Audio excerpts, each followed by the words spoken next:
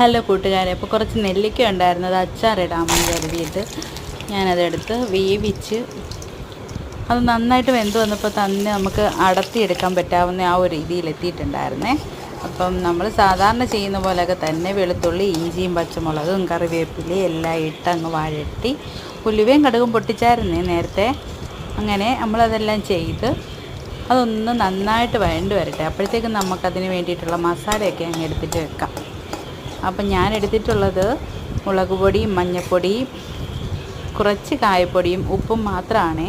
അപ്പം എല്ലാവരും അത് നന്നായിട്ട് എടുത്ത് ഇട്ട് മിക്സ് ചെയ്ത് അതിനകത്തേക്ക് നമ്മൾ ഇച്ചിരി വിനാഗിരിയും കൂടെ ഒഴിച്ച് കൊടുക്കുമ്പോഴത്തേക്ക് നല്ലതായിട്ട് അതിനിടയ്ക്ക് അച്ചൂട്ടും തേണ്ട നെല്ലിക്ക ടേസ്റ്റ് ചെയ്യിക്കാൻ കൊണ്ടുവരുവാണേ. അങ്ങനെ നമ്മൾ വേവിച്ച് വെച്ചിരിക്കുന്ന ആ നെല്ലിക്കയും കൂടെ ഇങ്ങോട്ട് ഇട്ട് കൊടുത്ത് ഒന്ന് ഇളക്കി യോജിപ്പിച്ചൊന്ന് എടുത്തേക്കണേ.